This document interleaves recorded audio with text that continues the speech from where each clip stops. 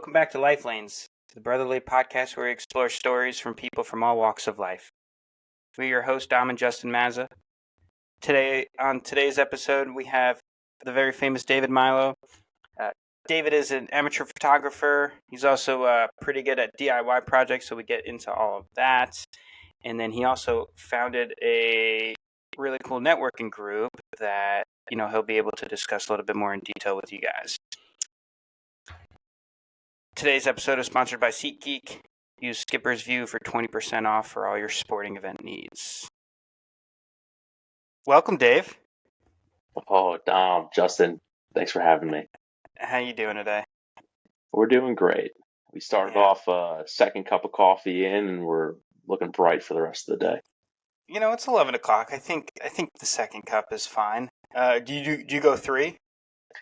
I do 3 cups a day. Normally, the third one will be coming around 2-3 o'clock. Mm-hmm. Yeah, I think on the weekends I usually just make a big French press and just kind of sip on that throughout the day. So whatever that equates to, probably 2 to 3. But yeah, Dave, we're all big coffee drinkers. Yeah, the question I was going to ask: are you hot coffee or iced coffee, or does it depend on the weather? Ooh, it is weather dependent. Today we're going hot because I'm waiting for it to rain, and when it rains, I don't like being cold, so hot coffee. But it could also be like snowing outside and be like, ooh, it's an iced coffee type of day. I don't like iced coffee. I feel iced coffee, I drink it too quickly, and then there it goes. But you're missing out. Lindsay only drinks ice. She rarely drinks warm coffee. It is more like a dessert. I'm the same way with iced coffee where I just fucking down it super quickly. But I don't know. If you drink iced coffee during the winter, you got to go see a therapist or something. Something's up. It's a coping mechanism. We all know that. I need a referral, Dom. That could be arranged. But, we could talk about coffee all day. I'm actually drinking some of this Tanzanian coffee that Justin and I brought back from our trip. But let's just get into it. We appreciate you coming on the show. I've known you, Dave, now for a long time. Satan's boy, Chaminade boy, all throughout, part of the OG crew. You do a bunch of different things, and we'll get into your various careers and various ways that you've been able to carve out an income for yourself. But we're going to start with one because I am super interested in this field, although I'm very poor at it, and that is photography. So do you take like professional headshots and stuff like that? I have. I've kind of dabbled in all the different areas of photography, but I use it more as a hobby than as a career. I thought about pivoting it into a career at one point, and then I said, "Whoa, I don't have enough money to make this into a career right now." So we put it on the back burner for the time being. Is that as far as like upgrading like to the equipment necessary? It's equipment, and a lot of the time a lot of the effort that has to be put in is on the back end. So all the editing, if you're doing videography, that is a whole different world. Thankfully, that I don't want to get into. But photography, everybody has their own style. So, for instance, when we were picking a photographer for our wedding, you have to go in, you have to look at all the photographers, and they present their style, and there's no compromise on it. So if you want a different style, you just go find a different person. Yeah.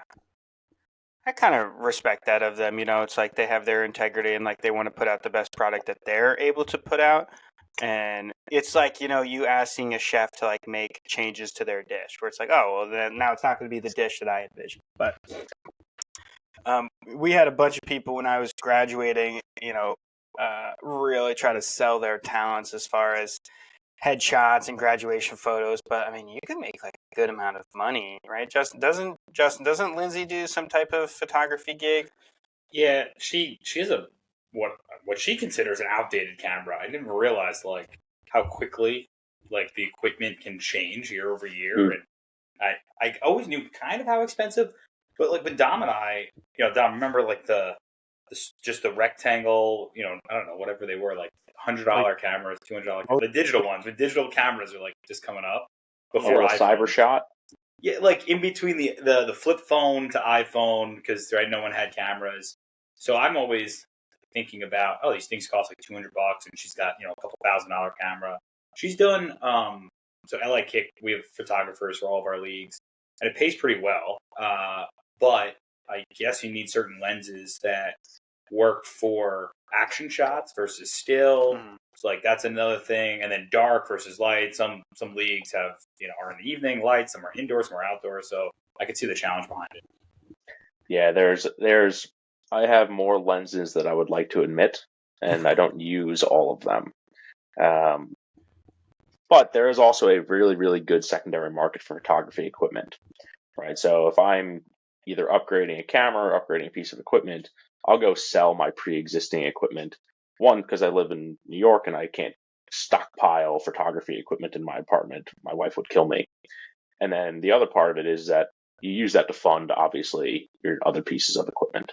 So my webcam, or what I'm talking to you guys on right now, is my professional camera, right? So I get dual purpose out of it, and I have a whole bunch of other lenses, and I've taken engagement photos, headshots. But really, it comes down to I like it recreationally, so I'll just take it wherever I go for travel, right? And I bring different lenses wherever I go, right? So some of them are heavy. I don't like carrying them. Some are meant for specific purposes where if you gentlemen need headshots, let me know and I'll show up and I'll bring a very specific lens to take a headshot. But yeah, it's a great hobby, great profession for those of you who can turn it into a career. So, Dave, are you bringing a specific lens depending on what type of vacation or what type of trip you're going on? Yeah, so if I'm going on a trip that's primarily focused on landscapes, I'll use a wider angle lens compared to if I'm going to take somebody's headshots. Gotcha. And there are some technicalities on how lenses work. And I'm not an expert in it, but I just know this from my use cases of it. So typically a photography or a portrait lens is about a 50 millimeter, captures the subject really nicely, creates a nice little background blur called a bokeh, and you get these nice, cool, crisp images. Now, if I'm going landscape, you're going to pick a much wider lens, which is a lower millimeter lens. So it'd be like a 24 or an 18 or something like that. And you're going to have this huge expanse that you'll be able to capture. Mm-hmm. But you also have to be careful because if you go too low, then it almost turns into like a fisheye. And then it distorts the imaging. So if I'm going out and I'm going skiing and I want to take my camera and I don't want to carry something heavy, I'll throw on the smallest lens possible just for weight, and it makes it easier to capture everybody. That's my biggest issue, with the panorama, like on your phone, where it always distorts the image, and you're like, fuck, I'm trying to take a picture of what I'm seeing of this beautiful valley, and it just never captures it the way I want it to. It's a problem. There's been a lot of technological increases with 360 cameras. Mm-hmm. Just the way that those cameras process the images, not necessarily the lenses on them, but the image processing has become much better over the years, and it corrects a lot of that distortion. So you'll be able to capture a lot of it. I don't own a 360 camera. I would like to. Like I said, I don't need more equipment. So it's just one of those things where it's only a matter of time, though. Maybe a Christmas present from the wifey. Maybe a next year item.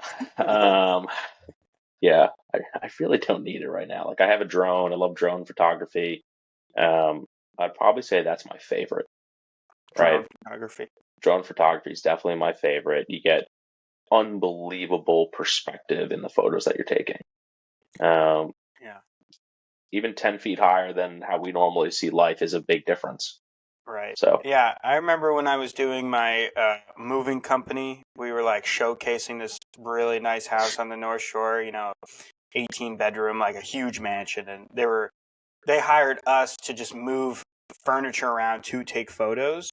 And there was just like a couple drones just like flying around the whole time. And I was like, oh, I didn't realize that. And this was, maybe almost 10 years ago now. So I can't even imagine what type of drones go. It is, it's wild. So Justin was mentioning how technology changes so fast. I bought a drone 3 years ago, and the new one's coming out this year. last twice as long, are much quieter. The image quality is astronomically better. Mm-hmm. That whole side of photography is just exponentially getting better. Yeah, they are really loud. That was like one of the biggest things even like a small one, the size of like a coffee cup. It just Mhm. sounds like a zhing the whole time. And I was like, whoa. And then, Yeah, I call them a beehive. Yeah. yeah, exactly. It is like a beehive. And you remember my friend Shub, right? Hmm. He had a drone and he was just like, oh, he's like, just put your hand under it. And like, if you grab it and turn it on the side, it turns off. And it's, like these fucking propellers that go in, I don't even know how fast. And I was just like, I don't want to do that, man. Yeah. That is one way of turning it off. Same thing on mine. And I've used them on moving boats before because we'll go down fishing. My father and some of his friends and our sons, we try and do an annual trip. And using a drone on the water is absolutely gorgeous, and you can track fish, you can see sharks and whatnot. It's great. But catching a drone on a moving boat, you better just be prepared to like slice your fingers up. Yeah, it's coming. Yeah. I remember at a 4th of July party one time, Shub was being an ass and brought his drone, and one of these girls like just really hates drones, so she just like slapped it out of midair with like the propellers jumping in, and it didn't touch somebody, but it like went like right across their gaze, and I was like, "Whoa, that could have been disastrous." That was a couple millimeters to the other way. Yeah, that's not a good day. No, definitely not. Dave, one of my major client right now is a big furniture manufacturer supplier, and so they do work for education systems throughout the country. And we visited their headquarters. They have a whole room dedicated, like the coolest setup I've ever seen live, where literally it's just a chair and just probably $50,000 of equipment surrounding this just one normal looking chair. Right, and they're taking all these photos and everything. And so we were talking about like what else do they use this equipment for? They're like, oh, when we get new people, we onboard them. We'll get this is literally it's a $50,000 headshot, right? Is what you guys are taking. So I chatted with the guy, and I said, "Do you use drones?" He said, "Yeah, we fly them through the school." I'm like, so when you say that, are the kids there? He's like, "Yeah, the kids are there. We just fly them around and we show kids using our furniture and like the collaborative spaces and everything." I'm like, that'd be sick. I'm just like a student, I'm just like looking up and I'm just seeing the drone. And the videos are awesome. Like they're really good hype pieces for the company. Is that what school's like these days? You just get drones flying through your classrooms? I'm so out Everybody of touch. has a tablet. There's a drone flying through. With these clients, it's amazing. So a lot of my friends are teachers now, and like the difference between high school, like what we were doing in high school, what they're doing, like not only like the classroom environment, but like were we this vulgar when we were freshmen? Did we actually talk like this? And I'm like, damn, some of these kids, man, no filters. They have some mouths on them for sure. Dude, especially at Chaminade, all boys school, where it was just like, yeah, I don't even want to repeat some of the things that were said at that school, but yeah. When we were in St. Aidan's, I remember the smart board where you had to like touch the dots to like turn it on. Justin, do you remember one of those? What was this? Say again? This was like when smart boards were first becoming a thing, like they wheel it in. It's like this huge piece. Oh, on the wheel. Yeah, the whiteboard. Yeah. And to turn it on, to power it on, there was like these like little dots. There was like 12 of them, and you had to like touch them in a specific order to turn it on. And that was always like, ooh, can I turn it on? Can I turn it on? The majority of my office space, like anywhere my company is, the office like walls are made for whiteboard marker. Like so they just paint over. There's a special paint that you do. I'm like, that's such a better use of just a white wall that I hang a photo on. Yeah, whiteboard paint's great. We have it in our offices too all the time. It's the key is, Dave, knowing which wall has it, which right? wall? And then making sure you got the right marker in hand, because if you got a different marker, it doesn't matter what's going to happen. That's right. We have like a big piece of text in the middle of every whiteboard, or at least the wall. It says this is a whiteboard wall. Oh, and that's fun so little good. font.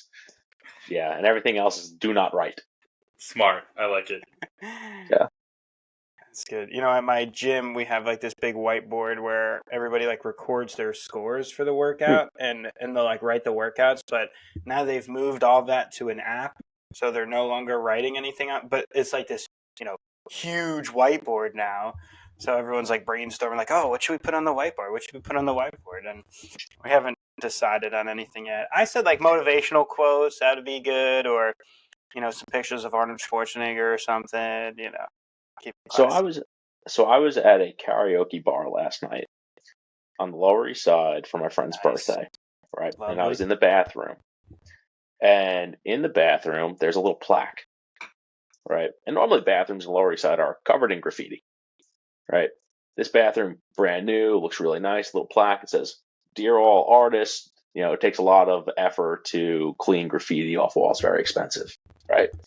But we have a graffiti wall just outside. Go put your artwork on the wall outside." Tom, you could have like a graffiti wall or an artwork wall at the gym. I agree. I think it'll be great. I just want people to, actually do it. I don't want to be the one drawing it because I can't draw for shit. Wait, Dom, would you ever, in like a medical setting, like let's imagine there's a body or something like on the whiteboard, and you'd ask patients to either show where it hurts them or draw like what it feels, like to help communicate their symptoms? Or am I thinking way too artsy? What's the point of like pointing on a board compared to pointing on themselves? Because you can't get in. I can only point to my stomach, but I can't look inside my stomach. Sometimes you just know. Sometimes you're like, well, it's in my lower stomach, but not my abdomen. You know what I'm saying? You don't get it. We have a word for those types of people. We say either poor or accurate historians. I thought you were just going to end at poor. I was like, damn. No, not that cruel. But like, those people that just like talk in circles and you're just like, what the fuck did you just say? So are you in pain? Patient is a poor historian. They're like, oh, I went to the doctor and they gave me this medication. Like, all right, who'd you see? I don't know. What medication? I don't know. All right, well, what am I supposed to do about that? What's a word that people say that bothers you guys that's not a real word? I have one, if you want me to give you an example. Give me an example, because I think I have a couple in my mind already. Or a word that people use incorrectly all the time. Mine is irregardless. Yes. Are you directing that at a certain person that uses that word a lot? No one really comes to mind. I think mine is its use case of words. Are you using informal words in formal settings? That's like the word comfortable. If I'm talking to somebody in the workplace, I'm not going to use the word cozy. And some people use very informal words in very formal settings, and it drives me nuts. That's a good point. One that I would say for a while, which I didn't realize wasn't a word, was conversate. It sounds like a word. Yeah, converse. It's just converse. Yeah. Tough. Yeah. I remember Mrs. Mongelli called me out on that. It's like, bitch. Dave, it's funny you say like just a workplace, because I'm dealing with some really technical people within my company, and something they may fall short of is how to communicate it. So I always on calls, I'm like, can you dumb it down for my pea brain?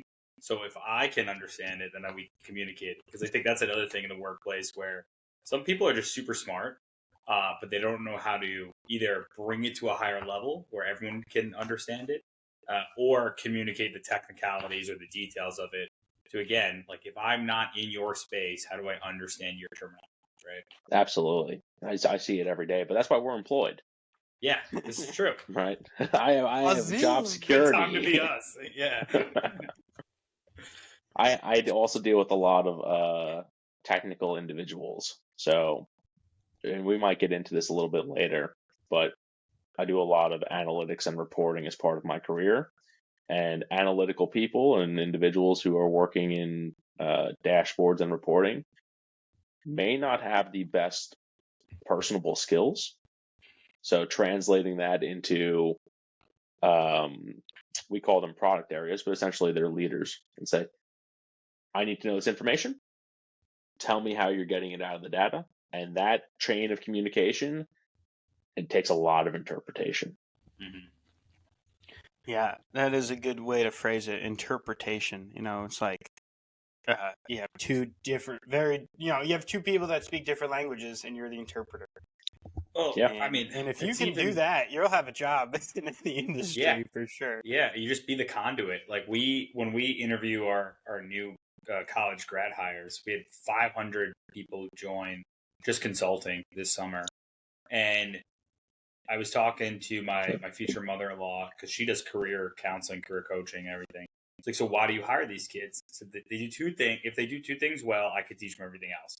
Can they pick up a data set or pick up something and learn what it's trying to tell you, right? So whether that be slice and dice the data, whether it be just look at a chart and be like, what's the most important thing? And then can you tell a story? Like, can you take that and make it engaging enough where if the data doesn't influence you, like, why should I give a crap? And if you could do that, I'll teach you everything else. That's it. I couldn't agree more. I don't know if either of you have ever taken this assessment, but it's called a Clifton Strengths Assessment. Either of you heard of that? No. I think I have a book around that. I have 2 books sitting on my shelf up here. What's it called? Clifton what? Clifton Strengths Assessment, and it's sponsored by Gallup, which is a company. Can we pull that up? So, as part of my organization, or as part of my company, right, they require all employees to go through this, and it basically lists out a set of 34 strengths. Nothing is defined as a weakness. You are just less proficient in this area than a higher strength. And what it does is it highlights areas where you're incredibly strong, but it also highlights blind spots, right? And for one of my top ones, it is strategy and being very strategic, right? You can often forget to tell the story on where you're trying to direct something to go. So you have to bring people up to speed. So if you could tell the story correctly, you could basically get buy-in for anything you need. And then at that point, you could become a successful professional and a leader because you have people backing your use cases. To Justin's point, if somebody has that intrinsic knowledge already, then I believe that they're already on a road to success. Everything else can be taught. Literally everything else. Right. Kind of, Justin and I, we watch a ton of sports, and they always talk about these intangibles, right? Like, what are the qualities or traits of an individual that you can't really teach them, right? Because it's like if you cross those boxes, you got a spot, and vice versa. You could be super talented, but if you lack certain intangibles, it's like, there's only so far that we can go with you. Yeah, it's tough, but it comes down to how do you pair with others, right? So if you're building a team, and Dom, you obviously work in the workplace, and Justin, you may have a team, and I host a team on my side of the house, right? You could have 2 people on complete opposite ends of the spectrum, but it's like yin and yang, and they match up with each other and they pair well because the opposite skill sets will complement each other really, really well. Knowing how to interpret that, I'm not the best at it, to be perfectly honest with you, but it is very important for building a team. Right? So I would say anybody in the future and even in friend groups, you're going to have some people in our friend group who I'm not going to name, who are on the complete opposite side of the spectrum of some people, just based on where they live or their professions or hometowns, you kind of name it. Right. But yeah, we're all still friends. So, that team kind of building mentality, it made me think of I just did an escape room for the first time. Dave, have you ever done one of those? I've not. I've wanted to. Dude, it was super fun, but going through it, we had 5 people, and really it's like it could be disastrous if somebody is wanting to drive the bus and not willing to have other people partake in it. And that would be a great way to, for like new employees to like all get together and like do this escape room, because you really see personalities come out in that. Oh, absolutely. There's always somebody who might be trying to command, but they're steering that ship right into a reef cliff or something. Yeah. Yeah. Totally. Yeah. Well, great. We touched on your photography skills. Another thing that I'm really impressed about you, Dave, is your ability. You're just really like a really crafty individual, and I feel like you've always been pretty crafty. Like growing up, you were like good at drawing, and you can do like these random things. You just knew how to do things before other people did, which was great. I remember, a couple years ago, you were really big into building bar carts. Hmm. Is that something that you're still doing, or is that put on hold for now? It's put on hold, and it's really just for availability of space, right? So Yeah. basically, when I moved into the city and my family sold their house on Long Island, I lost my quote unquote wood shop, which was also our family garage. Mm-hmm. So I haven't been building in a long time, but like the desk that I'm sitting at right now is something that I've built. And a lot of the furniture in my apartment and some of my friends' apartments is what I've built. Um, and it Yeah. all started out of necessity, which was I wanted a new desk when I was a teenager, and nobody wanted to buy a desk for me. So I said, all right, I have to go make this. And I basically gave myself a budget, and I drove myself to Home Depot and I said, okay, what can I do for like $300? Mm-hmm. And it's actually the same desk that I have right here, right? So Wow. it's just iron frame pipes. So I go for a more industrial look, and very, very minimalistic. And I told myself, how do I stain wood? How do I polyurethane? How do I thread pipe? How do I? It's kind of like Legos, really, when you think about this, because everything screws into itself. But Right. what's the proper desk height? I don't know. I had to do all that research. I don't know what height I'm supposed to be sitting at. I think it's like 28 and a half inches or something like that, if I remember. But And are you teaching yourself like on YouTube, or you just, you kind of do it, you run into a problem, and you're like, all right, I should Google this. How's that so some method of work? it's a lot of YouTube, but YouTube wasn't really that prevalent when I started making these things, right? So anything related to electricity, go to YouTube, or I'm asking somebody else. I don't like electricity, Mm-hmm. right? I'm not trying to get shocked. I have been before, not fun, right? But dimensionally, I can pretty much figure out how anything works, right? Mm-hmm. So if you give me, I have a bunch of like wooden puzzles and stuff throughout this apartment where if you look at it for long enough and you understand the moving parts, you can basically reconstruct it if you take it apart, or you can articulate to somebody how they could do it themselves. And that's all that woodworking or DIY stuff is. I used to sell them. So I wanted a folding table. So I figured out, all right, how can I make these black iron gas pipes fold? And I haven't seen a folding black iron gas pipe table to this day. So I might have been the only one who created it to my knowledge. Sold a couple of those and then went on to bar carts because I Mm-hmm. think everybody should have a bar in their house. Um, and started making them kind of from scratch. What wood is strong enough to hold 40 liquor bottles? I don't know. I built a bar cart. I put some bricks on it. Wood broke. I needed a different piece of wood. So, I wasn't going to waste the liquor, but that's how you kind of teach yourself. Yeah. Yeah, I think a lot of it's just trial and error. And, yeah, you brought up a good point. I mean, 10 years ago, YouTube was not what it is today, where now you can just Google how to, and, whatever comes up. Literally anything comes up. Yeah. You know, I had a bar cart here, and I tried to put it together, and it was just really frustrating. And I had to have Justin come up. He's a little bit handier than I am. Well, it was also just putting it together. Like Dave, I built my original one in my place. I did the research, what wood. Actually, I bought a bunch of fence posts and cut it down to Oh, great. size. And I did this at my dad's again at my wood shop, right, as we apartment live. I bring it over. I'm super happy with it. It's 2 inches too long. I I said, love that. you gotta be kidding me. Classic. So I had to bring it back, cut everything back, take the whole thing apart. Of course, I did this stupidly in the winter, so it's freezing as hell. Like Oh, Lindsay, always. I'm like, I need someone, another set of hands. She's pissed off because she doesn't even like the damn wood bar cart. I finally just caved after 3 years of having this. I bought her, I think for her birthday. I bought her one of the nice gold bar carts that every woman wants. Of course. But it's fun to be handy. It's funny because I'm looking around my office, and I'm really big into model making.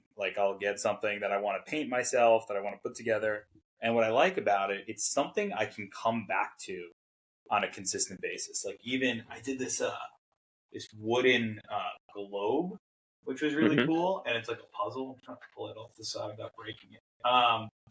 But like things like that, it's fun to just come back to over and over. The problem with the woodworking or anything like that is you need the tool set and you need a place to put it all. And like that's tools. the pain in the ass piece. I mean, if you think of IKEA as being the most entry level for any sort of DIY, and they give you an Allen wrench, and then after building something at IKEA, you really just want to like, oh, that looks great. It's a wooden puzzle globe, and it like twists. It has a magnifying glass. I know, it's pretty cool. Man, Lights up. Oh, I love those things. Wait, it lights up? Nerd alert! Yeah. Show it. I just unplugged it to move it, Dom. Now you're ruining. You're ruining how cool it is. Find a way, Justin. Where are your desk trinkets, Dom? He's not a work from home guy, I didn't Dave. build these, but I got this little drum. Hakuna Matata. All right. These trinkets. Got a couple other little desk things. Got this. What are these things called? With the big heads. Dean, do you know what these are called? Oh my gosh, you guys don't know what that's called? Hold on. I do. It's called a Funko Pop. There you go. Yeah. Well, that's the major one. Yeah. Well, I think they're all Funko. Is that Curtis Martin, Dom? Those are all Funko It's Pops. Barry Sanders. Oh, I got him Mm-hmm. when I bought a Madden, and it just came with this. That's a really cool little hey, I don't mind that. I know he's pretty cool. Yeah, dude, these get so expensive. Have you seen some of these? Andre resells them and will like quadruple his investment. Oh, such an Andre thing to do. I'm not surprised. But you got to go to his apartment. He's got 100 of them. He's got like limited. There's a lot of eyes looking at me. Yeah. The Funko Pop market is insane. Yeah, Dave. But just like on the, were you? So Dom said you were like, I guess like crafty, right? Growing up, so like drawing and such. I'm curious because I know we'll get into your career a little bit. Like, why didn't you pursue something a little bit more hands-on? Like, I mean, you know my background. I tried architecture. It's like, screw this. They make no money. They work long hours. I'm not doing this. Yada yada. Right. So I like pursued that and just didn't work. Right. So I was just curious. Yeah. Is it the photography that is your craftiness, or is it the side business kind of stuff? I'm just kind of curious from a career path. Yeah, so, I put a lot of thought into it, let's say about 6 years ago. And I actually got a contract from the Santa Monica Pier Company for the folding tables. And I wasn't going to be able to fulfill it at that point in time. So I couldn't issue the contract. But that was really like the big opportunity that I had. Sure. And it was probably a maturity thing and did I have the resources available at that immediate time to make something happen? The answer really was no. Right. But to your point is why am I crafty? Why was I doing it? And how do I kind of translate that into today? Because I still feel that I get that fix out of this without actually building something tangible. So a lot of the work that I do today is on dashboards and analytics or tools and so on, or even shaping somebody's career. Right. And it doesn't have to be a tangible item, but you can see something progress and get the same type of satisfaction out of it. Right. When you see, I have a group of mentors, both through work, and I have a different set of mentees outside of work. And when you see them either hit a milestone or you see them go into a job, you get a sense of satisfaction. Right. Because you're taking ownership in their final product, which is their life. Right. So I still get that type of satisfaction today. It's just in a little bit of a different form. It's in a little bit of an intangible form. Yeah, it's fair enough.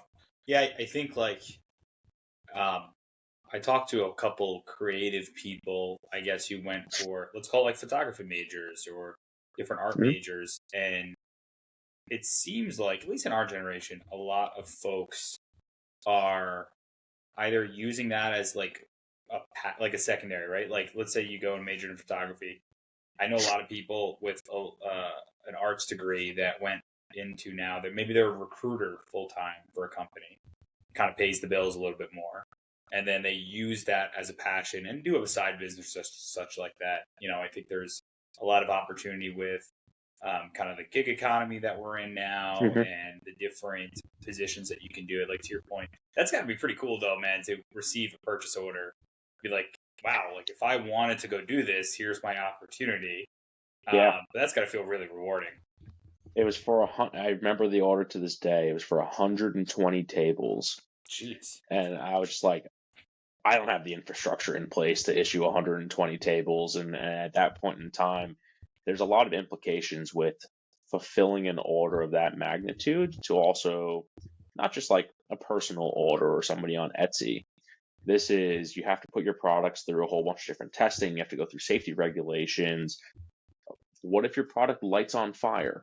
Right? What is the burn metric of it? What if somebody's standing on top of your table and falls off? Is it my fault, or is it Santa Monica Pier Company's fault, or what is it? There were so many layers of it that I wasn't ready to go through at that point in time to put it into a full business. So I called them up. I said, listen, I'm not going to be able to fulfill this order. I appreciate it, but I have to stay a small shop at this point in time. How much would you have made? It would have been pretty sizable. Give the number. We want numbers. Yeah. It was about $250,000. Yeah. Wait, for 100 tables? No, that's the purchase order. He's got expenses. Yeah. Don't worry, guys. No, I know. I know. Pay for that. I know. I'm aware. I'm not an idiot. But like for tables, for 100 tables? Yeah, 120 tables. That's awesome, dude. Can somebody do that math? What it was? I got it, Dom. I got it. Do that math. It reminds me, actually. So we had Joe on, and like he said the biggest difference between being an a little over 2,000. Being the biggest difference between an at-home cook and being a professional is the consistency and quality. And the first thing you said when you went to 120, like they all need to look and feel exactly the same, or they're not going to sign off on that PO. Yeah. And that is really hard to do for an at-home DIY guy. Yeah, if nothing is like automated and you're kind of just doing it all by hand. Jeez, so much. Everything by hand. I don't have a wood shop. Where do I get this lumber from? Where do I get all this pipe from? I can't just go like raid every Home Depot on Long Island. That just won't work. You're like, he's back. It's like someone with Yu-Gi-Oh cards and raiding. Yeah. Came quickly off mute.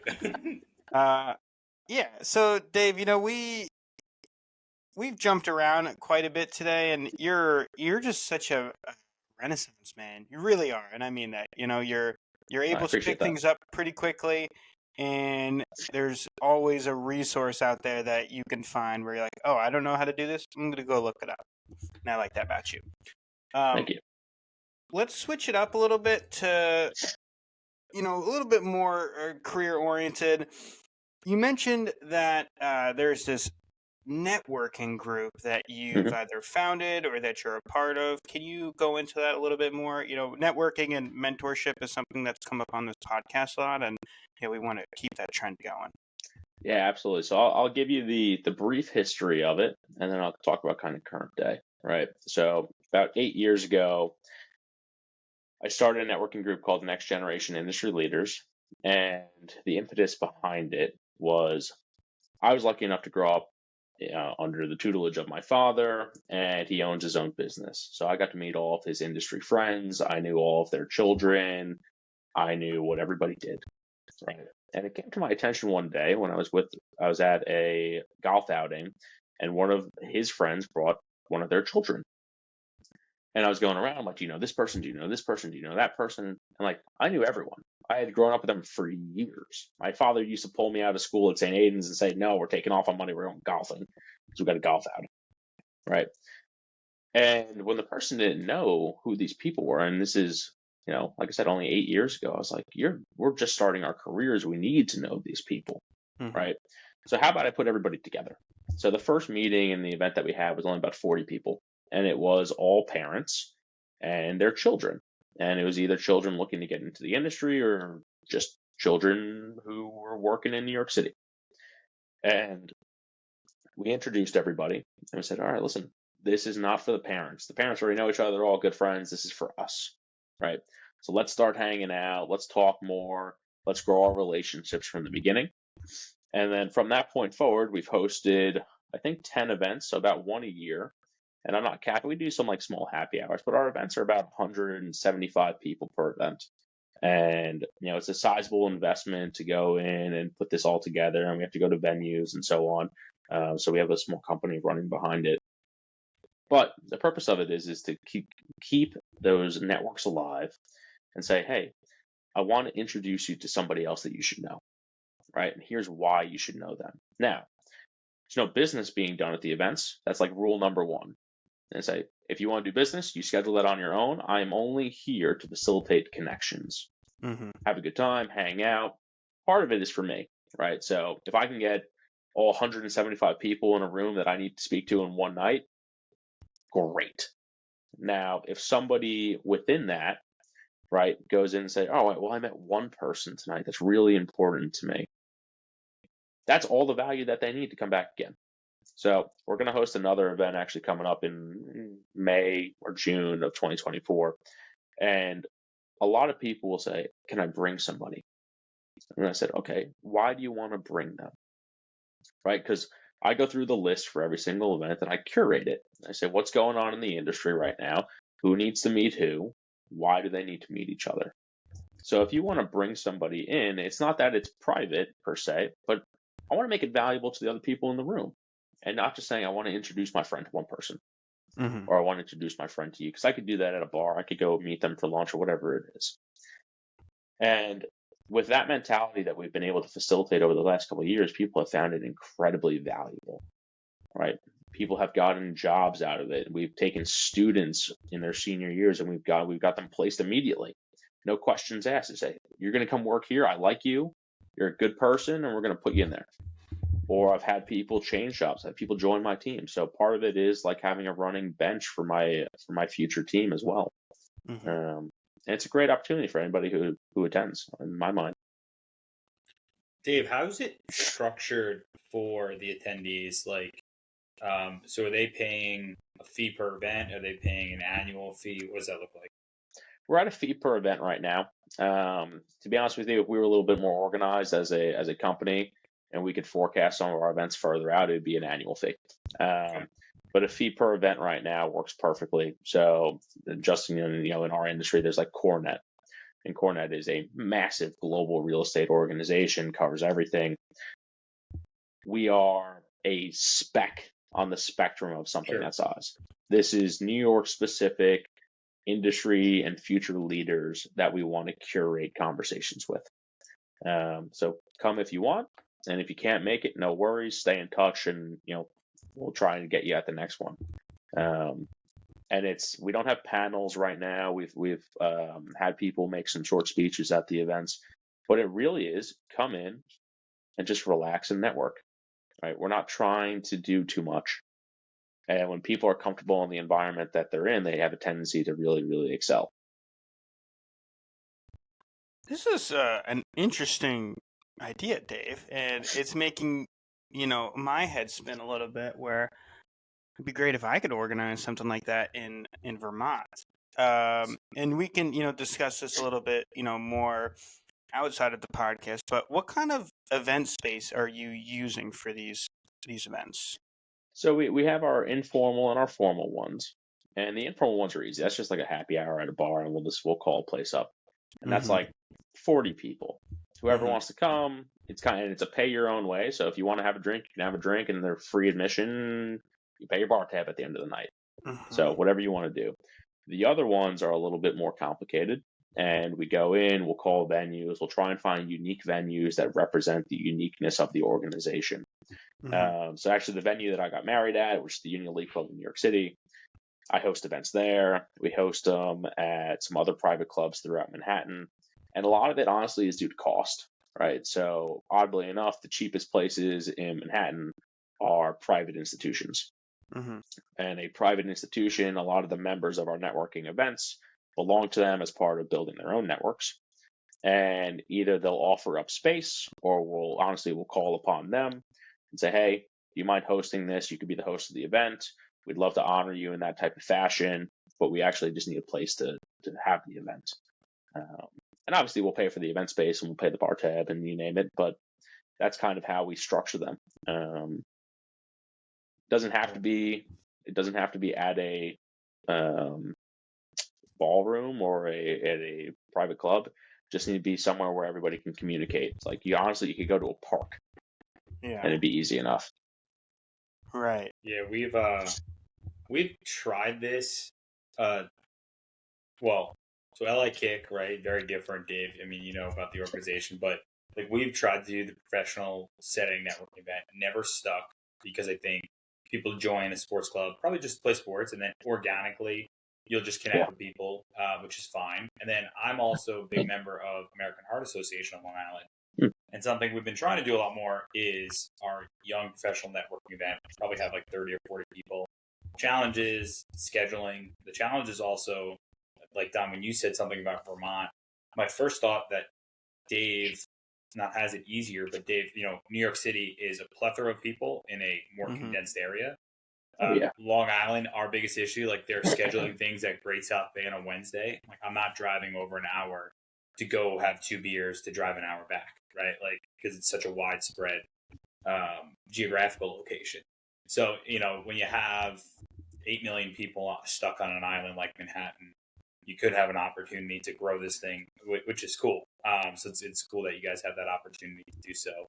Is just to follow up like on your events, how do you so if they're just like happy hours or such, like if I'm a new person, right? How do you facilitate that as an like obviously natural, I don't want to call it cliques, but natural groups will happen event after event. That's how it goes. But if I'm a new person and I come in, do you guys have introductions? Do you guys email saying this is new people who are joining the group? Like, how do you create a welcoming environment for newer? Sure. So it's not even that formal, but there is a board. There's a board of directors for the organization. And part of the board's responsibilities before each event to say who was at the previous event. We already know them. Who owns that relationship? So out of the 175 people, and we have 9 board members, inclusive of myself, say, all right, 20 of them are mine, 15 are another person, you know, you only got 5, another person has 20, and so on. The person who owns that relationship should also be the person who makes sure that individual who's coming and bringing a guest, that their guest is comfortable. Right? Go in, reintroduce yourself. Hi, thank you for being here, so on. Simple things like that go a really long way. I want to introduce you to somebody else, right? And before individuals come, and it's simple things, it's like when you register for your ticket, hey, what company are you at? Or are you still in school? What are you doing? What do you want to be doing? And that's enough information for us to make decisions on who we should introduce you to, right? And my type of introduction is, Justin, thanks for coming to the event. Meet Dom. Great. You guys talk about whatever you want to talk about, and I got to go somewhere else because I'm the host of the event, right? But if you put people in a position kind of where they have to talk to each other, some conversation is going to come out of it, right? It's very, very rare that I'm going to introduce somebody. I don't know if it's ever happened. And they're just like, okay, great to meet you. Turn around and then they go to the bar. Those aren't the individuals who are coming to the event in general. I feel like you could almost make a business out of helping people set up these events. You know, in a previous career before I got into real estate, right out of college, and was part of my internship, I used to host events. It was part of a company called The Future Workplace, where I did a bunch of generational research and so on. And part of that company, I would host events for executive leadership all over the country.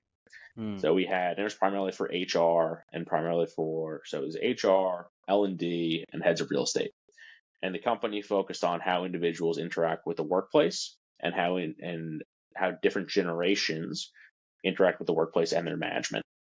Right. So if we're all in a workplace, some people prefer closed glass offices. They want the corner office. That's what they've been going for their entire life. Other people want an open floor plan. And how does that affect management and so on? So I learned how to host these types of events there. And luckily enough, my wife is also a professional event planner for a large law firm. So I get a little extra help, which goes a long way. But it's really not that hard. right? If you get enough people in a room and you just say, hey, meet me here on this date, here's what we're going to be doing, doesn't have to be big. Ours has grown over the years, but like I said, we started off pretty small. Right. I feel like there's like a formula. Like I think of like Pixar movies where like they all kind of run in the same direction. They just kind of change very minute details. And, for this event planning, it's like, all right, this is what we need. This is kind of like the flow of it. And you just insert whatever specific details that you want. If you asked me for a run-of show today, which is typically what it's referred to, I could give you one probably within the next 10 minutes. Right. Like exactly. I have old ones saved. Or today somebody could just go on and go ask like ChatGPT or Bard or whatever it is, create me a run of show for a networking event. What do I have to do? And it'll come with a step-by-step guide. I never heard of ChatGPT. Is that a new band or something? Yeah, that's the new band. You haven't heard of that one? No. Okay, maybe we should start to use their services a little bit. Are we gonna get sponsored by them? Well, Dave, this has been great. We do have a sponsor, Tom. I think we should just do the sponsor at the beginning when we do, like welcome to life. Last time we forgot, so no. You said it like mid-episode. You threw it in like mid-episode. I know. Now it'll be incorporated though into the flow.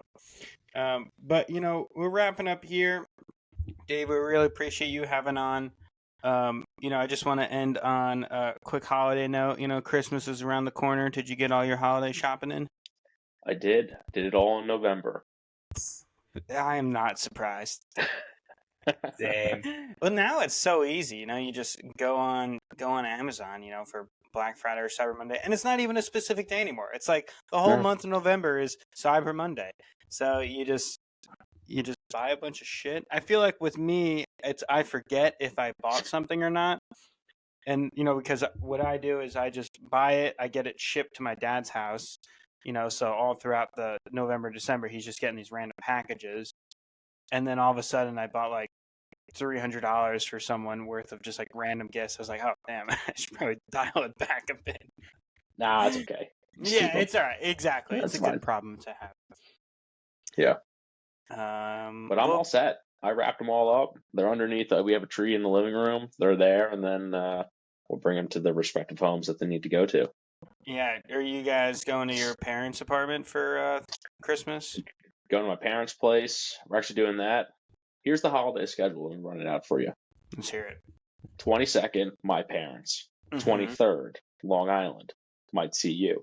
Maybe. Oh, might see or Will. 24th, Merrick. 25th, Huntington.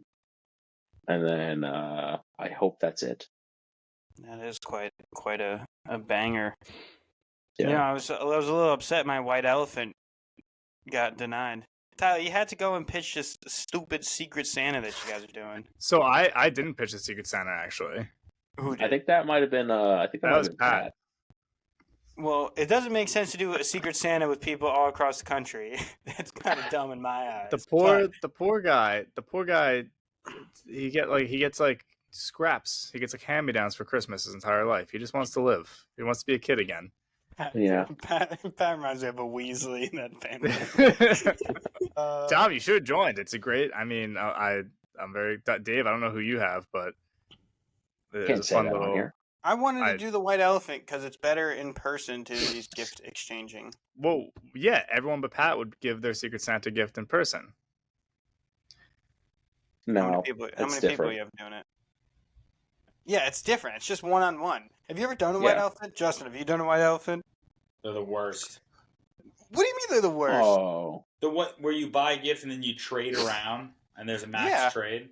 Have you not seen the episode of The Office when he buys the iPod and people just want the iPod? Well, you have to. You have to give people parameters. Well, that's it's like there's always gonna be a Michael. Dude, I already had my gift. I was gonna get a Bob Ross Chia Pet. Ooh, that'd be good. Dom, we can still do it. Hey, me, you, us. Me, you. Yeah, I'm gonna send out another one in that group because I would love to do it, even if it's just like 8 people. I think Deirdre said she would do it. So is she coming? Yeah, Dee's coming. Dee's nuts. Too easy. Dee and her sister are top listeners. They dim the lights, light the candles, watch the full episode on the TV. One dude Oh, on my man. soccer team told me that him and his girlfriend listen to every episode on a road trip. I was like, Honestly, thanks, good Chris. content. Yeah, I mean, it's good. It's entertaining. We talked Yeah. about some good stuff. All right, well, let's wrap it up. Dave, stay on for a second. We need to record our intro, but I know Tyler needs you to be on in order to finish recording. It's actually better if he leaves. Let me just make sure he has he's uploaded. Yeah, Dave, you can leave. Happens that fast. Yeah. Well, thanks, Dave. It'll buddy. be out in like a day or two. Love it. Dom, Justin, Tyler, good seeing you fellas. Oh, Dean. I'll redo that for you, Tyler. Make it easier on your end. No, I don't feel like cutting it. Well, I'll All see right, you. fellas, I appreciate it. Thanks for having me on. See you this It was a weekend. pleasure. Merry Christmas. Bye-bye. See you, boys.